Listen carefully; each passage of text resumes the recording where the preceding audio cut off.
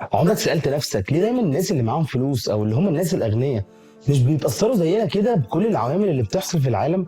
يعني تلاقي مثلا ان الازمه الاقتصاديه حصلت او في تعويم او في ايا كان ايه اللي بيحصل في العالم، فهم فلوسهم مش بتتأثر، ده يمكن كمان بتزيد. الفكره كلها ببساطه ان الناس اللي معاها فلوس دي بيكونوا اتعلموا ازاي يتعاملوا مع الفلوس. مش زي وزيك بيكونوا بقى اللي هم بيقضوا الشهر بشهره وبيجوا اخر الشهر بيكونوا مزنوقين وبيمشوا حالهم كده لحد ما يقبضوا الشهر اللي بعده. لا لا خالص، ولا اي حاجه من الحاجات دي. يعني عندك واحد زي بيل جيتس مثلا بيقرر كل اول سنه انه يطلع جزء من فلوسه اللي لسه هيجيبها السنه اللي جايه لبيل اند ميليندا جيتس فاونديشن، ودي مؤسسه خيريه كده هم عاملينها من قبل ما ينفصلوا. بس السؤال هنا اللي انا وقفت عنده هو ازاي بيقدر يقرر الفلوس اللي هيحطها في الفاونديشن دي من قبل اصلا ما يجيله الفلوس دي في السنه؟ واللي انا متاكد منه 100% ان هو مش بيضرب اي رقم كده وخلاص، لا هو بيكون عارف ومتاكد هو هيخش له كام السنه اللي جايه وهيصرف كام السنه اللي جايه. وهي دي بالظبط الميزانيه، واللي المفروض نكون كلنا بنعملها على الاقل مره في السنه. بما اننا كده في اول السنه، تعالى كده اقول لك ازاي تعمل ميزانيه سهله وبسيطه من غير كده اي تعقيدات. انا احمد البكل، ولو اول مره تشوفني فهتلاقي هنا كل حاجه محتاجها علشان تكون احسن، حتى لو بنسبه 1%.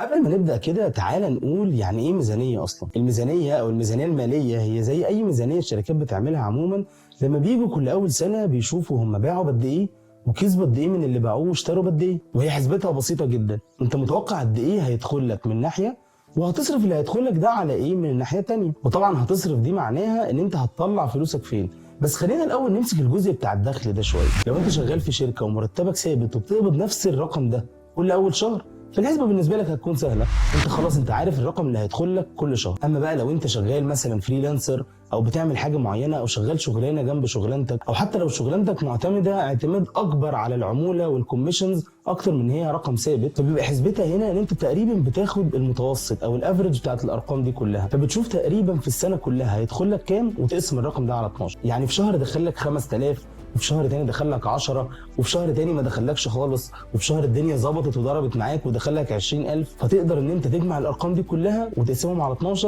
فيكون تقريبا ده الدخل بتاعك في الشهر. وحاجه كمان عايز اقول لك عليها هي فكره ان انت لازم تحاول تعدد مصادر دخلك، يعني ما تعتمدش على مصدر واحد بس لدخلك وهو ده اللي انت تكون معتمد عليه اعتماد رئيسي. طبعا المشاكل اللي بتحصل حوالينا كتير جدا وملهاش عدد، لو حصل اي مشكله هتلاقي فجاه ان الرقم اللي بيدخل لك ده ما بقاش موجود، ومفيش حاجه تانية تسند بيها الشهر او تسند بيها نفسك عامه لحد ما تلاقي شغلانه تانية او تشوف حاجه تانية عامه تعملها. تخيل معايا ان حياتك هي عباره عن مبنى، المبنى ده قايم على كذا عمود، فلو انت شغال شغلانه واحده بس فهي قايمه على عمود واحد بس. العمود ده لو حصل له اي حاجه او اتشرخ او وقع العماره كلها وقعت. لكن انت لو قايم على اكتر من عمود، على عمودين 3 4، وحصل اي مشكله في اي عمود من العواميد دي، العماره هتفضل واقفه على حيلها لغايه ما انت تظبط العمود اللي وقع ده. وهنا بيبين لك قد ايه ان انت تعدد مصادر دخلك ده جزء رئيسي ومهم جدا في التخطيط للمستقبل. يعني انت مش بس بتشتغل اكتر من شغلانه علشان يجي لك فلوس اكتر، لا انت بتشتغل اكتر من شغلانه عشان لو حصل اي مشكله في اي شغلانه فيهم اعرف افضل واقف على رجلي وما اتهزش بسهوله.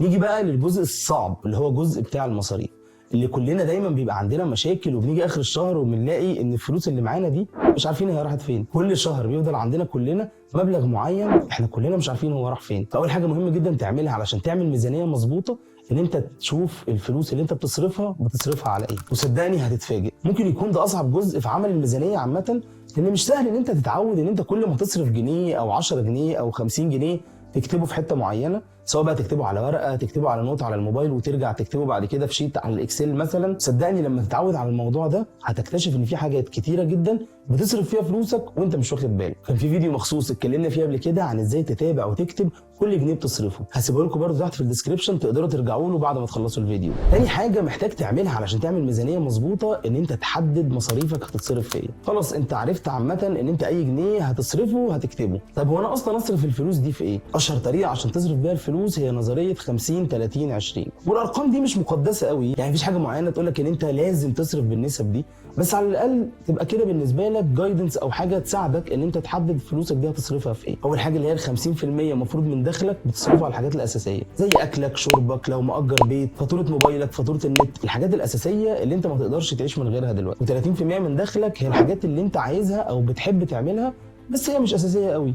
زي سفر، خروج، فسح، انبساط، ايا كان اللي انت عايز تعمله حاول على قد ما تقدر ما تخرجش من ال 30% دول. 20% للمستقبل او ال 20% ان انت تحوشهم او تستثمر بيهم او تعمل بيهم اي حاجه، بس في الاخر يكون 20% من دخلك حطه على جنب، ما بتجيش جنبه خالص. طيب يعني انا كده خلاص كتبت كل اللي بصرفه وحددت كده فلوسي هصرفها فين، كده خلاص انا عملت الميزانيه. اهم حاجه ان انت تلتزم بالموضوع ده. الطريقه اللي بتنفع معايا انا جدا هي فكره قديمه شويه بس هي بجد جباره، هو ان انا بجيب اظرف وبحط فيها الفلوس اللي المفروض تتصرف فيها كل اول شهر. يعني مثلا حاطط فلوس معينه للخروج، عامل ظرف للخروج وبحط فيه الفلوس اللي المفروض اخرج بيه في الشهر كله. فموضوع الاظرف ده بيحسن عندك الجزء بتاع الالتزام بصوره كبيره جدا، وبتبقى شايف الفلوس اللي عماله تتسحب من الظرف ده واحده واحده. فلما تيجي في اول الشهر تلاقي نفسك بقى ان انت لسه قابض وعمال بتصرف وبعزق فلوسك على الهوا، بتيجي بعد كده بتلاقي ده فلوس قربت تخلص، فتمسك نفسك شويه لحد اخر الشهر علشان تقدر تخرج وتعمل الحاجات اللي انت نفسك فيها.